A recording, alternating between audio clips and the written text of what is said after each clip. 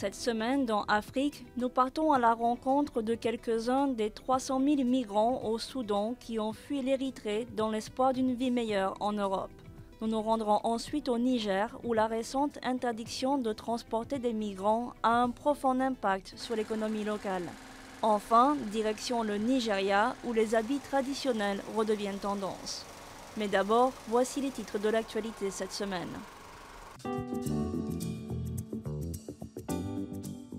Les dirigeants africains se sont retrouvés à Berlin lors du sommet du G20 consacré à la lutte contre la pauvreté qui participe à l'afflux de migrants vers l'Europe. La chancelière allemande Angela Merkel a appelé à investir en Afrique et déclaré que la croissance économique et les investissements bilatéraux sont les clés pour améliorer la situation. Nous en avons déjà fait l'expérience, quand le désespoir est trop grand en Afrique, certains jeunes se disent qu'ils doivent trouver de nouvelles perspectives ailleurs dans le monde. Donc si nous travaillons ensemble pour vos pays, nous allons aussi avoir plus de sécurité pour nous-mêmes et nous pourrons mettre fin aux agissements illégaux de ceux qui s'enrichissent avec le trafic d'êtres humains.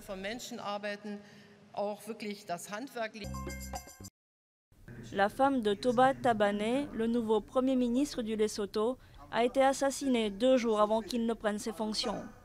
Lipolelo Tabane, 58 ans, était en instance de divorce avec son mari.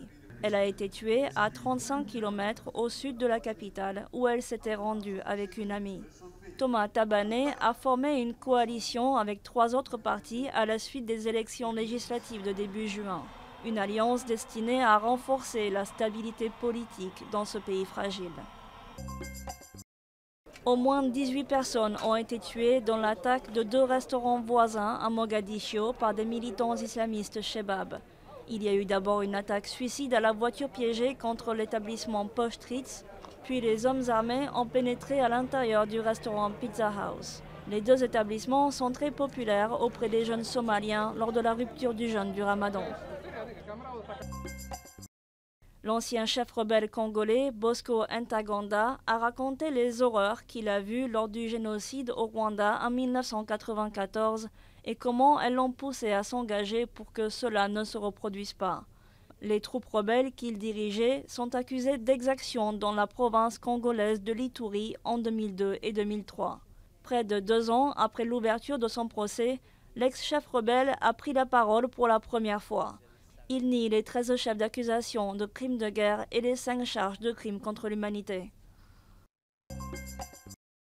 2 personnes ont trouvé la mort dans l'effondrement d'un immeuble de 7 étages à Nairobi, au Kenya.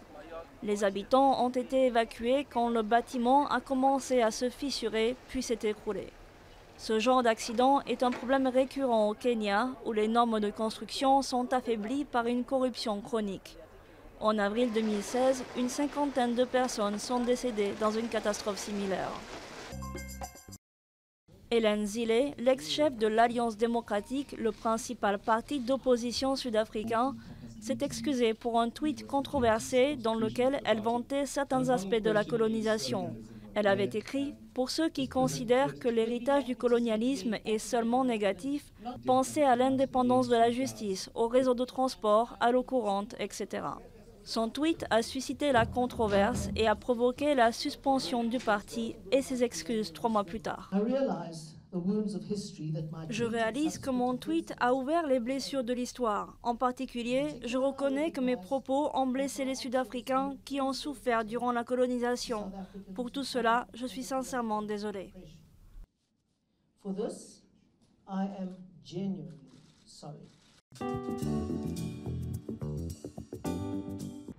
Dans ce camp de l'état de Kassala, au nord-est du Soudan, près de 30 000 personnes attendent leur destin. Beaucoup ont fui l'Érythrée voisine et sont entrés illégalement au Soudan avant d'espérer rejoindre l'Europe. Après passer la frontière, certains ont été kidnappés par la tribu bédouine des Rachaïda. Après 5 jours en captivité, nous avons été secourus. Nous avons fui l'Érythrée parce que nous voulions la liberté. Mais quand nous sommes arrivés ici, nous avons été capturés par les Rachaïda. D'après les forces de sécurité soudanaises, des dizaines d'Érythréens essayent d'entrer au Soudan chaque jour. Et traverser à pied peut prendre des semaines. Ils fuient l'un des régimes les plus répressifs du monde qui impose un service militaire universel et sans limite de durée. L'armée érythréenne a ses agents partout et ils peuvent nous attraper, nous renvoyer là-bas. Ce n'est pas sûr pour nous d'être ici pendant longtemps. Le Soudan est un pays de transit clé sur la route de l'Europe. D'après l'ONU, au moins 108 000 Érythréens sont actuellement dans le pays.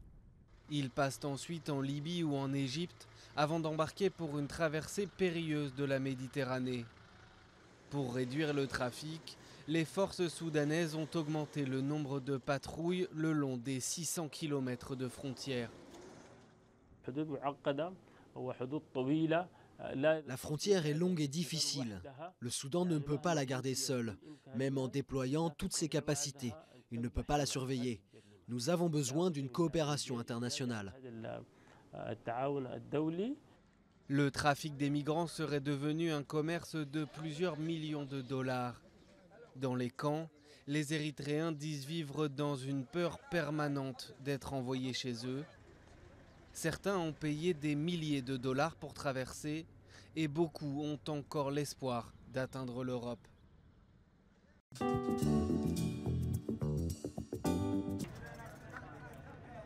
Dans les allées du marché d'Agadez, les étalages sont garnis mais les clients se font rares.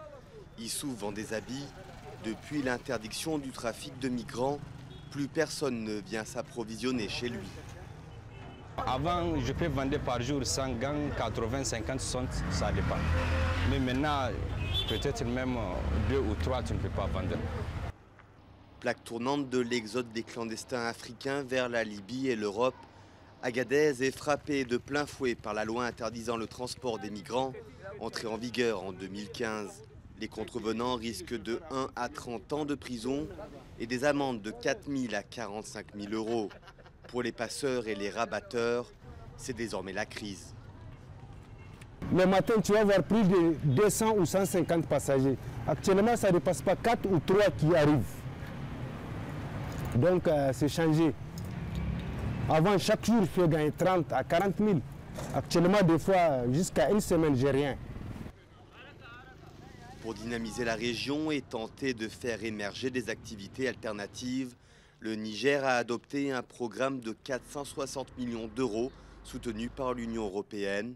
Un programme dont les effets se font toujours attendre.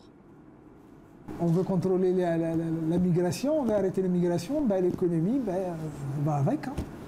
Depuis qu'on a criminalisé effectivement l'activité, c'est vraiment un souci pour la ville d'Agadez.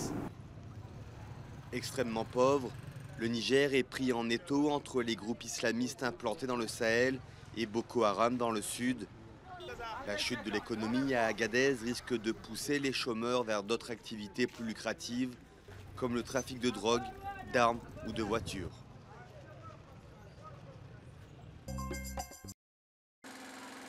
Dans les rues de Lagos, au Nigeria, il n'est pas rare de voir des hommes habillés en tenue traditionnelle. Amples et légères, ces tuniques sont au contraire devenues la nouvelle tendance. Omobolaji est tailleur. Il s'est spécialisé dans la confection de ses habits. Son carnet de commandes ne désemplit pas. Quand vous sortez le lundi matin et que vous mettez une tenue traditionnelle, ça veut dire que vous êtes un entrepreneur. D'habitude, vous vous réveillez, cravate, chemise, tout le monde se précipite. Mais quand vous avez un rendez-vous, vous avez envie de dire aux gens « Ok, je suis africain, je viens de Lagos au Nigeria, voici mon style ». Chanteurs à la mode, hommes d'affaires et jeunesse branchée, tous ont adopté ces tenues inspirées des costumes traditionnels du Nigeria. Une tendance unique en Afrique, où bien souvent la mode occidentale s'impose aux hommes. J'aime avoir un look différent et je m'habille souvent en traditionnel pour travailler du lundi au vendredi. Je trouve cela très confortable et très à la mode. Les gens les aiment simples, sans trop de broderie ou d'imprimés voyants, des choses faciles à porter. Une mode qui s'invite aussi sur les podiums des défilés de Lagos, capitale de la mode africaine. Nelly Wanji a ouvert un magasin de mode africaine à Paris. C'est désormais ici qu'elle vient dénicher les nouvelles tendances. Les femmes sont très internationales dans leur silhouette. avec des robes que tous les Parisiens pourraient porter. Mais les hommes en particulier, ils ont une tenue qui est très locale et que je trouve très intéressante à ramener à Paris. Avec plus de 500 ethnies, le Nigeria regorge de traditions vestimentaires, une source intarissable d'inspiration pour les stylistes pour partir à l'assaut de la mode masculine internationale.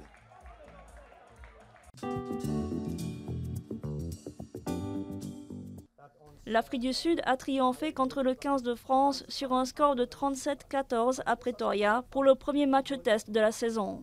Les Springboks ont perdu 8 des 12 tests l'an dernier et les médias ont spéculé qu'une série de défaites contre la France pouvait remettre en question l'avenir de l'entraîneur Alistair Coetzee.